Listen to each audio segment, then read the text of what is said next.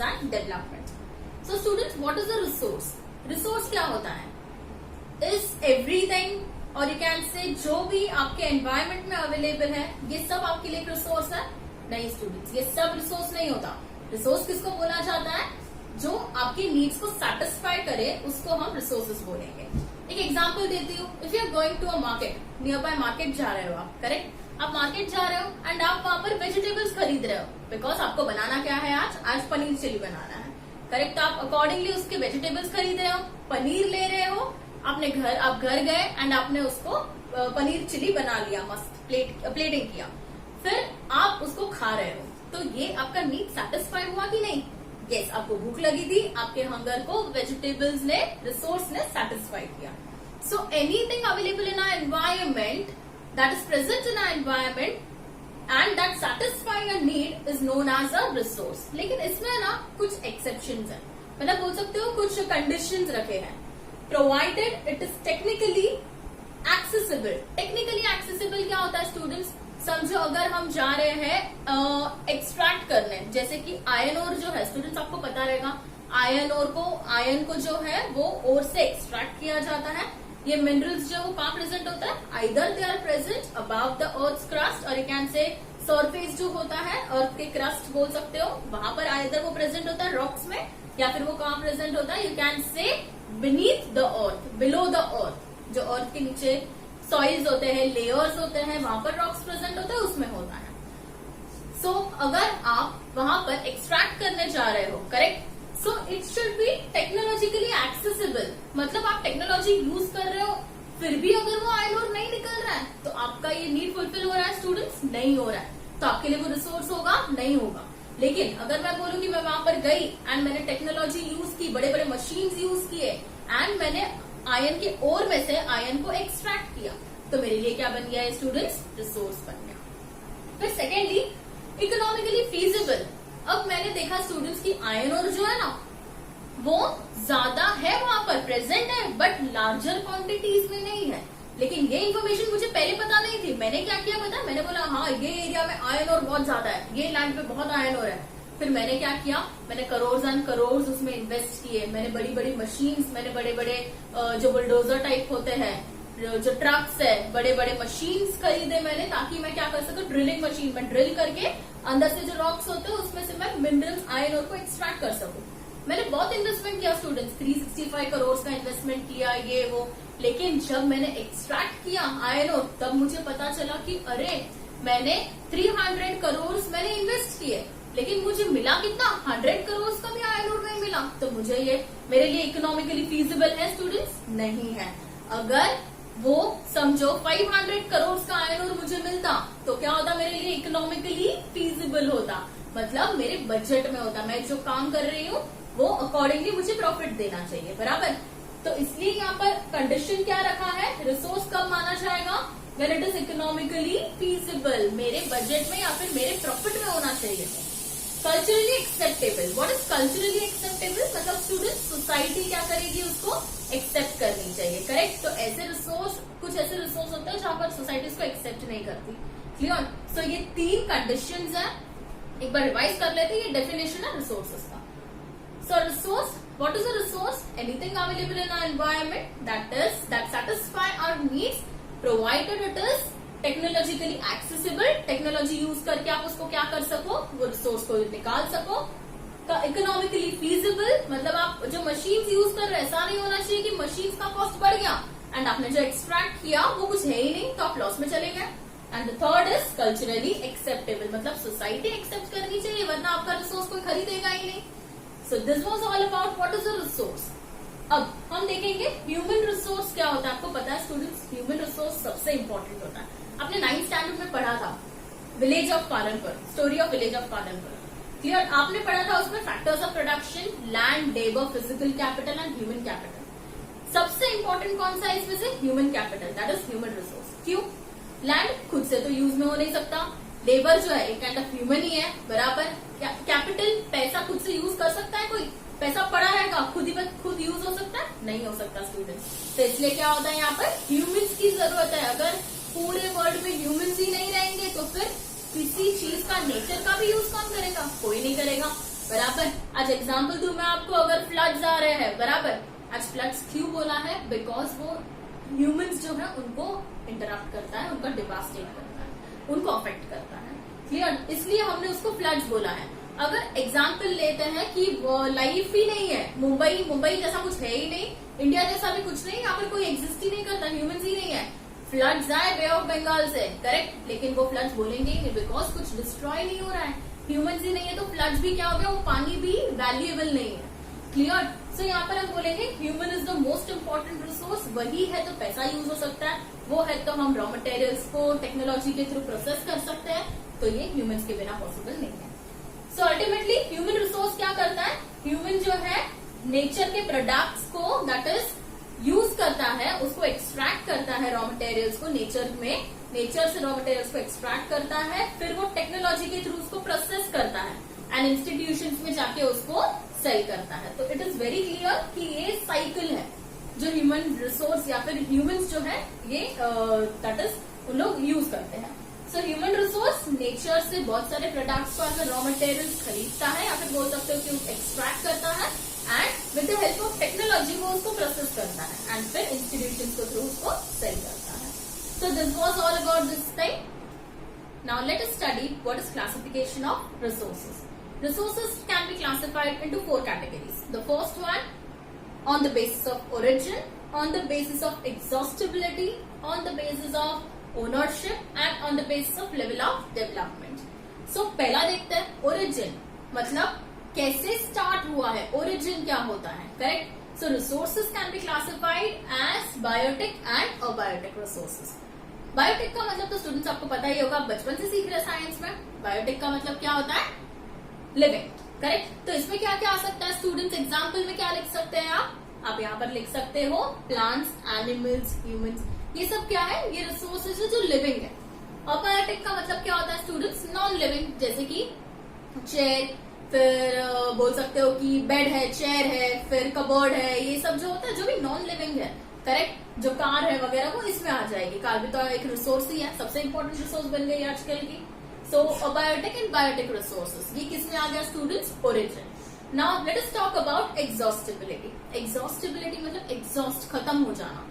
So खत्म कौन सी होती है? जो नॉन रिन्यूएबल रिसोर्सेज होते हैं वो खत्म हो जाते हैं। So exhaustibility में क्लासिफिकेशन कैसा होता है students? Renewable and non renewable resources. Renewable किसको बोलते हैं? That can be renewed or replenished after some years or after few period of time, correct? तो उसको रिन्यूएबल बोलते हैं। एग्जाम्पल आपको पता ही होगा रिन्यूएबल कौन सा होता है? Water is a renewable resources. फिर फॉरेस्ट इज ऑल्सो रिन्यूएबल। एक बार बारिश आती है, आप देखोगे जंगल खुद ही एज ए जंगल कन्वर्ट हो जाए, फॉरेस्ट फायर होगा फिर भी उसके बाद भी जंगल कन्वर्ट होता है, क्लियर? सो यहाँ पर आप बोल सकते हो वाटर है, फॉरेस्ट है, ये सब किसमें आ गया? Renewable resources. Non renewable which can not be renewed और रिप्लेनिश्ड क्विकली, करेक्ट? जो नहीं हो पाते हैं, it takes millions and millions of years to form. आज अगर आप बात करेंगे तो प्रेजेंट एज में प्रेजेंटली कोल जो है या फिर आप बोल सकते हो पेट्रोल जो है, ये सब नॉन रिन्यूएबल है। ये इतने फास्ट कंज्यूम हो रहे हैं, इसका कंजम्पशन रेट इतना ज्यादा है स्टूडेंट्स की फ्यूचर में इसकी इतनी कमी हो जाएगी कि हमारे जो जनरेशन रहेंगे वो क्या है? They will not be able to get coal, petrol, ये सब उनको कुछ पता ही नहीं है, क्लियर? पता होगा ही नहीं कैंसर। So non-renewable कौन से होते हैं? Which cannot be renewed, which cannot be renewed or replenished, recycle नहीं कर सकते आप उनको, and it take millions and millions of years to form. Clear? So non-renewable उसमें आ जाएगा। तो ये किसमें आया students? Exhaustibility. Now classified resources on the basis of ownership. किसका रिसोर्स है ये? क्या आपका है? क्या मेरा है? क्या उनका है? किसका रिसोर्स है ये? So let us see resources on the basis of ownership. Resources can be classified as individual, community, national and international. Now individual मतलब मेरा है ये, बराबर? So that is, अगर मैं बोलूं कि ये मेरा बंगलो है, मेरा प्राइवेट लॉन है, तो it is my resource, it is none of your business. फिर मैं बोलूं अगर कम्युनिटी, तो कम्युनिटी में क्या आ गया? गवर्नमेंट का जो भी रिसोर्स, पब्लिक पार्क रहेगा, आप वहां पर जाके नहीं बोल सकते पब्लिक पार्क में कि यार मेरा रिसोर्स है, यहाँ पर आप झूले मत खाओ एक्सेट्रा, ऐसे नहीं हो सकता। सो योर कम्युनिटी में किसी पर बोल सकते हो इंडिविजुअल का राइट्स नहीं होता उस पर। So it is termed as community. जैसे कि आप देखोगे बरियल ग्राउंड है जहां पर दफनाया जाता है डेड बॉडीज को, वो भी किसी इंडिविजुअल का नहीं होता है, वो भी कॉमन होता है यहाँ पर। फिर आप देखोगे कि पब्लिक पार्क्स है, फिर वेल्स होती है कहीं पर विलेजेस में जो कॉमन होती है, कॉमन ग्रेजिंग ग्राउंड। तो ये सब क्या है, आपका एग्जाम्पल आ जाएगा कम्युनिटी का। क्लियर, वहां पर किसी को डिनाई नहीं किया जाता। फिर थर्ड देखेंगे तो थर्ड ओनरशिप में क्या आता है स्टूडेंट्स, नेशनल। अब नेशन के अंडर जितनी भी मिनरल्स है या फिर जितने भी रिसोर्सेज है, ये सब किसके हुए, नेशन के हुए। स्टूडेंट्स आपको आइडिया होगा अगर कि समझो आप जहां पर रहते हो वहां से गवर्नमेंट ने रेलवे लाने का डिसाइड किया है, करेक्ट। आपका बिल्डिंग है लेकिन उन्होंने जो मैप बनाया है बिल्डिंग दैट इज ये ट्रेन बनाने का, करेक्ट, जो रफ वर्क किया है उसमें ही पता चला है कि आपके बिल्डिंग से होके जा रही है वो, मतलब आपका बिल्डिंग तोड़ना पड़ेगा स्टूडेंट्स, बराबर। सो ये राइट हमारे गवर्नमेंट के पास है। क्यों है, हमारा घर है, हमारा घर कैसे तोड़ेंगे, लेकिन ये गवर्नमेंट के पास राइट्स है कि अगर कोई भी प्राइवेट प्रॉपर्टी है एंड वहां पर किसी पब्लिक के गुड के लिए, करेक्ट, पब्लिक के कॉज के लिए अगर आप कुछ अच्छा बना रहा है गवर्नमेंट वहां पर, तो वो क्या करना पड़ेगा, उसको रिहैबिलिटेशन दिया जाएगा। रिहैबिलिटेशन मतलब स्टूडेंट्स उसको दूसरी जगह पे घर दिया जाएगा। आपने देखा रहेगा मुलन स्टेशन के वहां पर भी ऐसा अभी रिसेंट केस हुआ था कि भाई वो जो रेलवे स्टेशन के इस साइड के जितने भी है सबको तोड़े जा रहे हैं, रोड्स एक्सपैंड हो रहे हैं, तो आजू बाजू के जो भी शॉप्स वगैरह है उनको तोड़ दिया है। तो ये सब पब्लिक गुड के लिए गवर्नमेंट कर सकती है, इसमें कोई अगेंस्ट नहीं हो सकता इसके। सो नेशनल, कभी भी अगर आपकी प्राइवेट प्रॉपर्टी गवर्नमेंट को उस पर कुछ काम करना है तो आप उसको डिनाई नहीं कर सकते। वो सब रिसोर्सेज किसके, आज लैंड जो है वो भी किसका रिसोर्स है, गवर्नमेंट का रिसोर्स है। सो यू कैन से नेशनल, यू कैन से जितने भी बाउंड्रीज, पॉलिटिकल बाउंड्रीज के अंदर, जैसे इंडिया का ओशियनिक एरिया है, इंडियन पेनिनसुला, वहां से जितनी भी रिसोर्सेज है पूरे कंट्री की, वो किसको बिलोंग करती है, नेशन, इंडिया को। क्लियर, जैसे कि छत्तीसगढ़ में आयरन ओर मिलता है, कर्नाटका में भी आयरन ओर है, क्लियर, ऐसे बहुत सारी जगह पे अलग अलग मिनरल्स मिलते हैं, वो सब किसके हैं, नेशन के। एंड इसमें क्राइटेरिया स्टूडेंट्स, अब ओशियन, आजू बाजू के ओशियन में भी तो हमारा कुछ राइट होना चाहिए ना, ओशियंस में भी इंडिया का कुछ तो होना चाहिए। तो yes, that is up to 12 nautical miles. What is 12 nautical miles, it is equal to 22.2 kilometres, correct. That is 12 nautical miles का मतलब क्या होता है, 22.2 किलोमीटर्स। अगर आप देखने जाएंगे, आप अगर मेजर करेंगे तो इंडिया का कोस्ट लाइन जो है, कोस्ट लाइन से 22.2 किलोमीटर्स तक जाओगे ना आप अगर दूर ओशियंस के टूवर्ड्स, तो उतना एरिया कितना हो जाएगा, इंडिया का हो जाएगा। एंड वो ओशियन के एरिया में 22 यू कैन से 12 नॉटिकल माइल्स या 22.2 किलोमीटर के अंदर जितना भी ओशियन में जितना भी मिनरल्स मिल रहा है वो भी किसका होगा स्टूडेंट्स, इंडिया का हो जाएगा। क्लियर। सो यहाँ पर इसलिए हमने लिखा है नेशनल रिसोर्सेज। इंटरनेशनल स्टूडेंट, अब जैसे हमने देखा कि 12 नॉटिकल माइल्स जो ओशियनिक बाउंड्री के 12 नॉटिकल माइल्स के अंदर जितने भी रिसोर्सेज है वो कंट्री के होते हैं, वैसे ही 200 नॉटिकल माइल्स के बियॉन्ड, सोचिए कहां पर 12 नॉटिकल माइल्स और कहां पर 200, तो यहाँ पर एक लिमिट बनाई गई है हमारे इंटरनेशनल इंस्टीट्यूशन से, उन्होंने लिमिट बनाई है कि 200 नॉटिकल माइल्स जो है उसके बाद का जो भी ओशियन एरिया है वो क्या है, वो रिस्ट्रिक्टेड है। वो कोई कंट्री वो एरिया के रिसोर्सेज, वो ओशियन के एरिया रिसोर्सेज नहीं यूज कर सकते, वहां पर परमिशन लेनी पड़ेगी, इंटरनेशनल ऑर्गेनाइजेशन की परमिशन लेनी पड़ेगी। अगर 200 नॉटिकल माइल्स के बाद आपको वहां के मिनरल्स, ओशियन के नीचे जाके आपको मिनरल्स एक्सट्रैक्ट करने हैं, तो ये कब होगा, जब आप इंटरनेशनल ऑर्गेनाइजेशंस जो है वहां जाओगे, आप परमिशन लोगे, वो परमिशन देंगे तो ही आप ये दे सकते हो। सो यू कैन से बियॉन्ड 200 नॉटिकल माइल्स का जो एरिया है वो किसका है, इंटरनेशनल इकोनॉमिक जोन बोलते हैं उसको। क्लियर। एंड ये परमिशन स्टूडेंट्स बहुत रेयरली मिलती है, बहुत नसीब वालों को मिलती है, and India is one of the नसीब वाला। Now let us see the last one, level of development, correct. अब resources can be classified as potential, develop, stock and reserve. Now what is potential resource student, potential resources मतलब क्या होता है, available है resources but you are not using it. जैसे कि आपको मैं एग्जांपल दूं, जो राजस्थान में सोलर एनर्जी स्टूडेंट्स बहुत है, बहुत धूप है वहां पर, एंड वहां पर विंड एनर्जी भी उतनी है। गुजरात एंड राजस्थान आप बात करोगे ना, वहां पर सोलर एंड विंड एनर्जी बहुत ज्यादा है, लेकिन क्या हम उसको यूटिलाइज कर रहे हैं स्टूडेंट्स, नहीं कर रहे हैं। सो इसको हम क्या बोलेंगे, potential resources. We have resources, we have estimated resources also कि यहाँ पर है, but we are not currently using it. It is known as potential resources. Clear? And इसका example क्या आएगा students? यहाँ पर example solar energy and wind energy in Rajasthan and Gujarat. Secondly, developed resources देखते हैं. Now what is developed resources? Whose quantity and quality, the resources whose quantity and quality has been estimated. हमको पता है अरे हाँ इतना resources है and ये एरिया में इतने क्वालिटी का रिसोर्स है, अच्छा क्वालिटी का रिसोर्स है या बुरा क्वालिटी का रिसोर्स है, हमको सब कुछ पता है, उसको हम क्या बोलेंगे? Developed resources. Clear? And third हम देखेंगे स्टूडेंट स्टॉक. स्टॉक का मतलब क्या होता है कि हमारे पास ये रॉ मटेरियल्स है, अवेलेबल है, हमने उसको स्टॉक के फॉर्म में रखा है. ना व्हाट इज स्टॉक? जो हमारे पास टेक्नोलॉजी नहीं है. समझो अगर कोई रॉ मटेरियल है, बहुत सारा मेरे पास आया है, बट मेरे पास स्टूडेंट्स टेक्नोलॉजी नहीं है उसको यूज करने के लिए, तो क्या मैं इसको फेंक दूंगी? नहीं, मैं इसको क्या करूंगी? मेरे स्टॉक में रखूंगी, ताकि फ्यूचर में अगर कभी मेरे पास टेक्नोलॉजी आएगी तो मैं क्या कर सकती हूँ? मैं वही रॉ मटेरियल को वो टेक्नोलॉजी के थ्रू प्रोसेस करके रॉ मटेरियल को फिनिश गुड में कन्वर्ट कर सकती हूँ.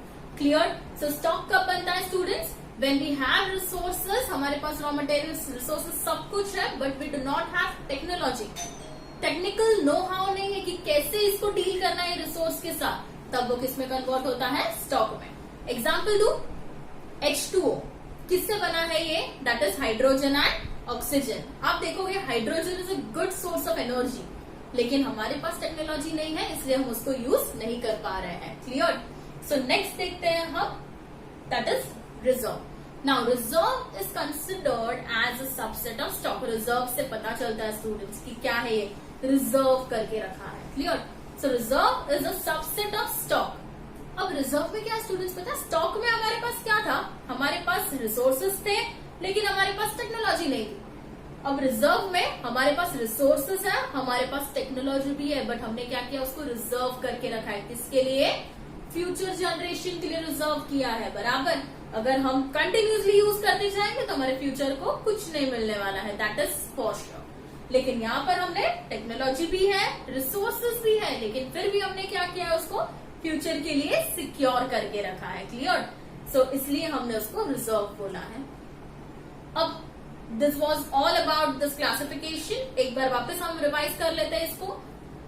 Resources can be classified into 4 categories. That is on the basis of origin, on the basis of you can say exhaustibility, on the basis of ownership, and on the basis of level of development.